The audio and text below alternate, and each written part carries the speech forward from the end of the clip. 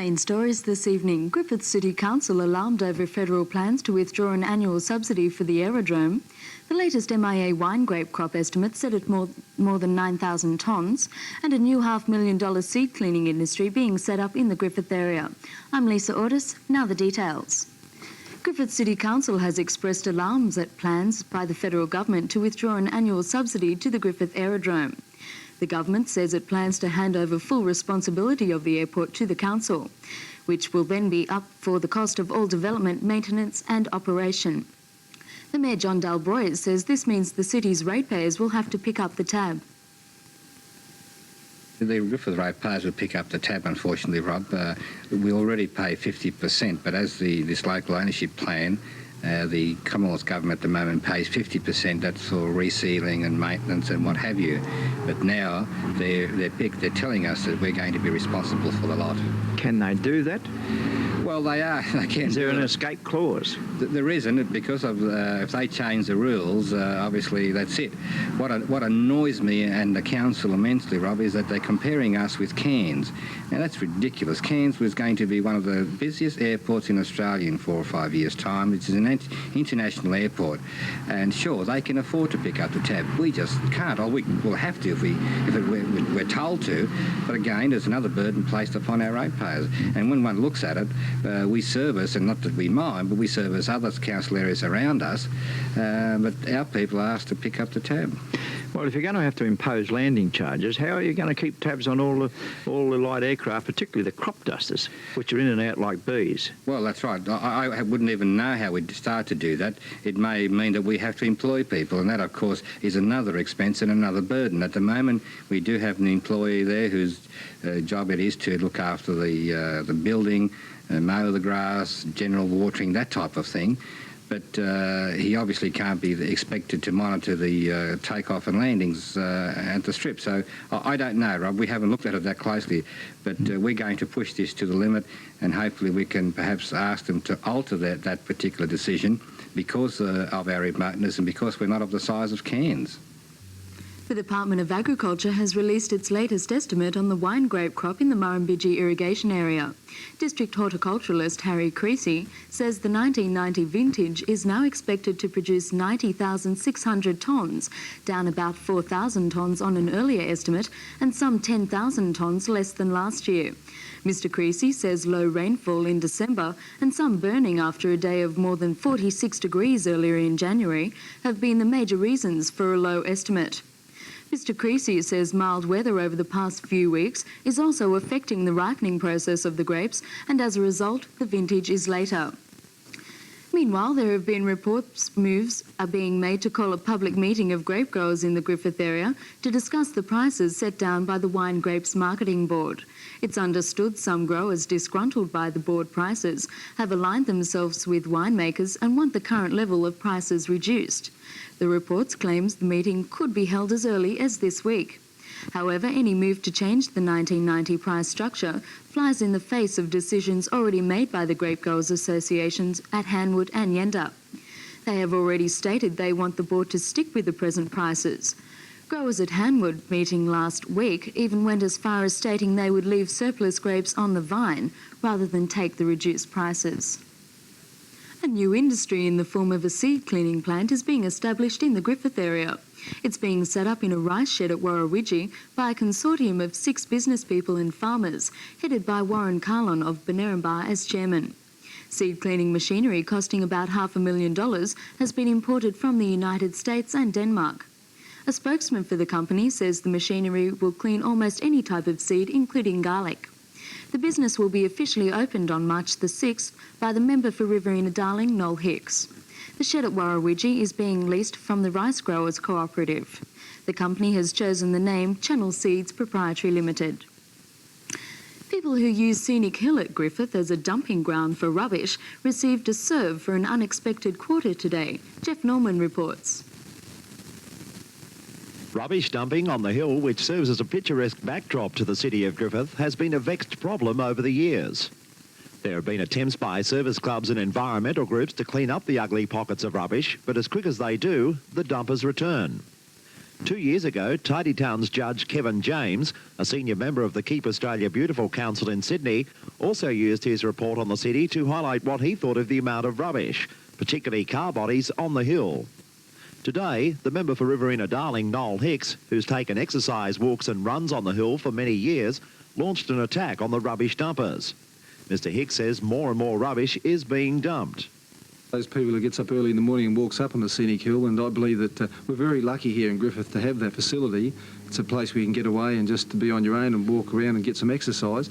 But apart from some of the flora and fauna that's up there, which is most important. But I noticed quite recently heaps of garbage all over the place, and I'm one person who believes in cleaning up my own rubbish, and I don't like to live in other people's rubbish, and I think that people are quite irresponsible because apart from the fact that it lowers your quality of life and your standard of living, Griffith does have a reputation of being a garden city, a very hard-earned reputation. Most people in Griffith, you only have to look at their homes and their gardens, and they look after them like I've never seen anywhere else. And to spoil it with rubbish all over the place, I think it's a shame. Has there been an increase in it? You've walked over the hill for a number of years now. Yes, Is the problem worse now than it has been? It's getting worse daily almost. People just going there dropping their beer bottles and the old carpets and you name it, it's up there, old cases and school books and...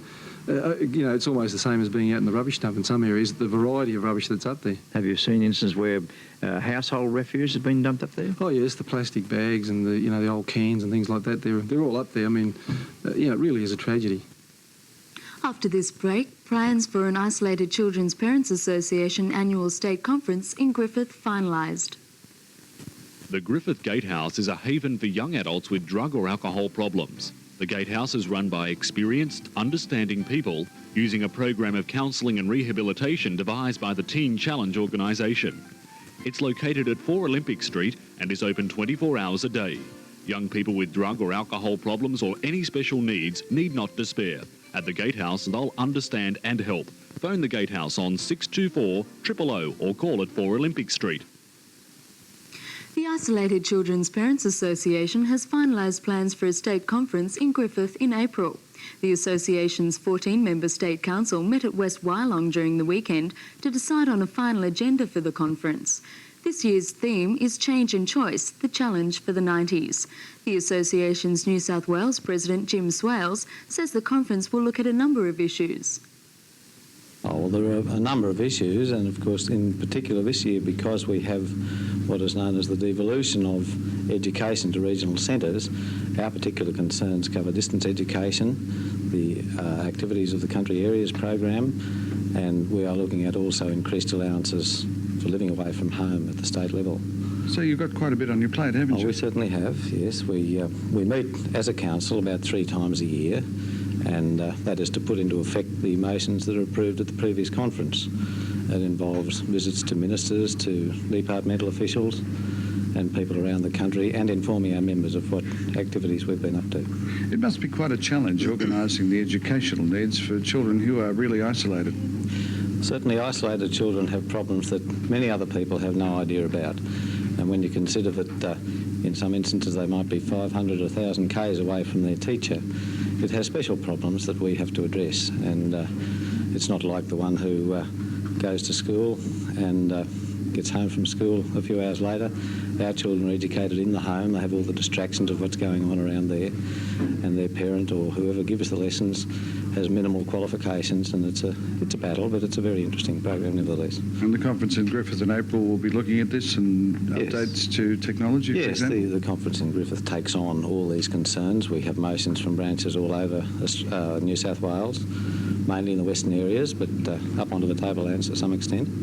Children who have no reasonable daily access to a school are the ones that we're concerned with, and the way their parents and their families cope with that situation. Are we talking about thousands of children? We're not talking about a huge number. We have roughly 1,000 families involved, and so therefore 2,000 to 3,000 children. Still a lot of money for all the equipment necessary to keep you all in touch, though, isn't it? It is, there's no doubt about that, and it's an expensive operation. Education is an expensive operation for anyone, but particularly our families who are more or less forced to board away from home, mostly from the time they go to secondary school. Among those at the West Wyalong meeting at the weekend was the association's national president Bob Baker from Esperance in Western Australia.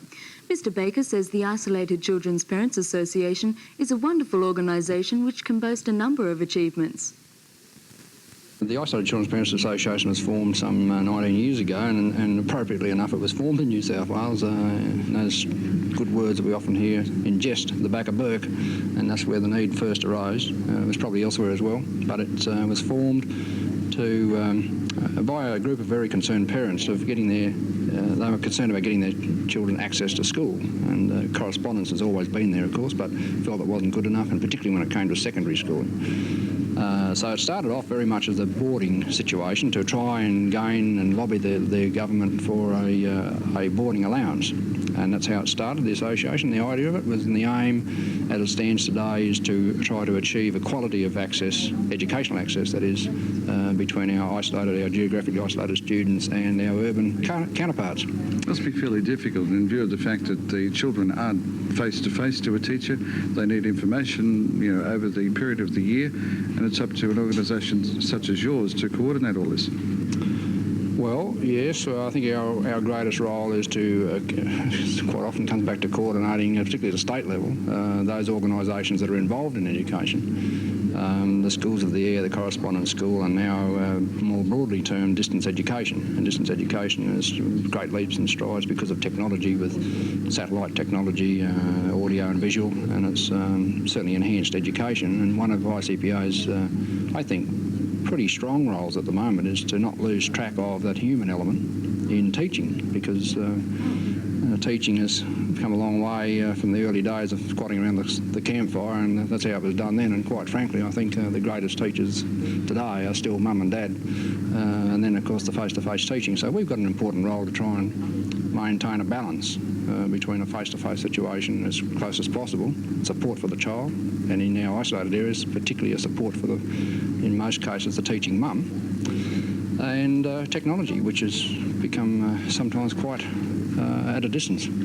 Do children in isolated areas face any special problems? Well, they certainly do as they grow older. There's no question in my mind about that. I think at the earlier stages, other than mum's problems of getting adjusted to say, you're the teacher type of thing, I think as the child grows older, the problems increase. And it's mainly it's a peer contact type situation, and I think it's absolutely essential for the growing up of our children that they have contact with other kids in particular. And as they get older, that becomes so much more important, and the ability to strive for betterness and competitiveness. Some people might not like that, but I think it's a great thing. It gives the person the opportunity, if they want to be competitive, they can be. If they don't want to be, well, then that's okay too. Griffith Winery de Bortley have won 3 gold medals at the annual Sydney Wine Show. Their 1987 Sauterne won a trophy for the best sweet white table wine and a gold medal in its respective division. The winery's 1984 and 1988 Sauterne also claimed gold medals in their classes. Chief winemaker Darren de Bortley says while he's pleased with the performance of the white wines, he's disappointed with the performance of the red wines. Training and education facilities in the Griffith area have joined forces to provide better coordinated services with the local area. 7 independent services have formed GriffEd in a bid to cut down on the duplication of courses. The group is comprised of members of the Department of Employment, Education and Training, Griffith Skills Training Centre, Griffith Adult Learning Association, Vocational Services, Technical and Further Education, Neighbourhood House and Community Health Centre. Julie Priest from GriffEd says everyone is enthusiastic about the formation of the group. GriffEd was formed really in December last year to provide the promotion of adult education within the district. There are a lot of adult education providers around the district. There's been duplication in the past. We wanted to eliminate this and mainly just promote it. And who is involved with the group? With the group is Griffith Adult Learning Association, Griffith Schools Training Centre, Department of Employment and Education Training, Vocational Services, Neighbourhood House, Murrumbidgee Ag College. What type of things have come out of your early meetings? There's been a lot of very definite enthusiasm that something along the lines of this group was needed. Duplication has occurred a lot in the past. We're forming a booklet that will be around town that people can see what services are available to them, where to go, and can get information.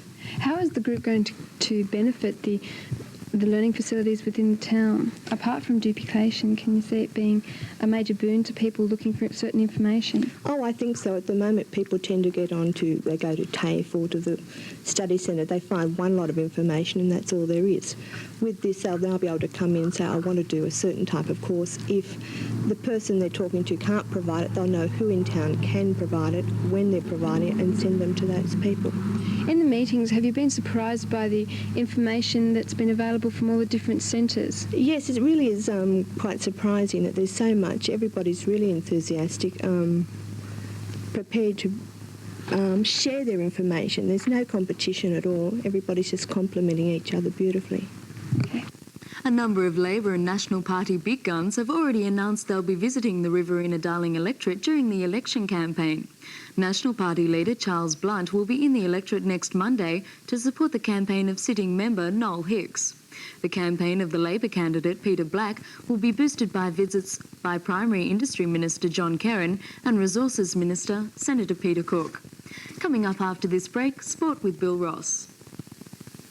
The Griffith Women's Refuge provides shelter, rest and practical support for women in crisis.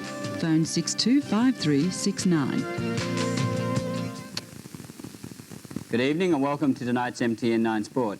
In Griffith cricket, Hanwood have a 16-point lead on the ladder with 83 points after their first innings win over Leagues Club with the weekend, which saw Brad Power score 72 to help stave off the outright. Griffith Diggers are second on 67 after their one-day win over the Area Hotel side. Ex-servicemen's and Leagues are locked on 63 points with Area Hotel on 32. With the major semi-final between Binya and Barellan washed out, Ardlethan will now have to wait a week to see who they will play in the preliminary final after their minor semi-final win over the Sandy Creek side. Curlew lost to Gulf Begoni in the Lake Kajalico minor semi-final, while Lake Town defeated Tullabajil in the major semi-final. Rod Ward scored 103 for Tullabajil, but Terry Johnson took 6 for 46 and 53 to help Lake Town to victory. In Narrandera, Waratahs are now top of the ladder with only one round to go in that competition. At Hay, Hibernian and Calcolts both won on Saturday and will meet in the final round before semi-finals. And at Leeton, Wade Hotel, 8 for 84 just scraped in against Colliambly on the first innings, but Leeton Soldiers Club Colts easily defeated the Yanco All Servicemen's Club. On to swimming now, and Carl King asked Glenn Ferguson of the Leeton Swimming Club about the Leeton Club's success in being given the chance to host the New South Wales Country Swimming Titles in 1991. That's correct, Carl. We're very, very pleased about having these championships here. We last had them in 1983, and as a result of a bit of bidding, we're able to gain that competition again for next year. Glenn, it's early days at this stage, but I suppose there's a lot goes into preparing as far as monetary value that is needed to be raised and such. That's correct, Carl. We've got to set up a number of committees subcommittees within the club, and each committee will be responsible for certain items. There's additional accommodation as far as seating is concerned, catering, advertising, printing of the program even, that becomes a problem too. And it's a lot of work has to go into it. Certainly, and the other clubs within the Riverina, will you be calling on them for assistance when these championships come about? That's correct, Carl. Although Leeton is the host club, it was a submission really on behalf of the Riverina Swimming Association that we put in, and we got that selection. So all the other clubs in the area will be helping us out in running it on the day. Right, and how long does the carnival actually run over, Glenn? Well, it's a 3-day carnival we've got this year, or for next year we're having the same program as what was run at Corrimal this year in January, and what happens in the future, it could go back to a 2-day carnival, but the program we'll be having will be 3 days. Right, that'll certainly take a lot of organising. We'll talk to you later in the year, but people will certainly need to get behind and help the Leeton Amateur Swimming Club for this big event. Yeah, that's correct, Carl. We're not only seeking help from the people within Leeton, but also Narrandera people will be fully involved there as far as accommodation is concerned. At this stage, all the motels in Leeton are all booked out. In other swimming news, Hay hosted the 4th Riverina Carnival last Sunday. Good wins went to Paul Tagliapetra, Annalise Devery, James Wells, Michaela Ford and Stacey Parker, all of Riverina clubs. The next Riverina meet is at Leeton on the 25th of February, the last one to be at Deniliquin on March the 4th. Tomorrow also sees a zone high school carnival. It will be held here in Griffith with high schools from Narrandera, Leeton, Collyambley and Griffith participating. And apart from the inter-school point score, competitors will be vying for a place in the Riverina Carnival to be held later in the term. On to soccer news now, and soccer clubs are gearing up for the 1990 season. Hanwood's all-age and 17-year teams start training tonight at 7 p.m. And tomorrow night they're having an AGM. Not only are they going to be looking at the future of their senior club, they're also looking at structuring some sub-junior committee men involved with their junior club in their club for the 1990 season as well. Now with the report on the Wagga race meeting tomorrow, here's Alan Wallet. Good evening. Well, racing fans well catered for this week with a midweek meeting with the Murrumbidgee Turf Club in Wagga tomorrow afternoon. Now, there's a 7-race program at Wagga tomorrow afternoon. The feature event is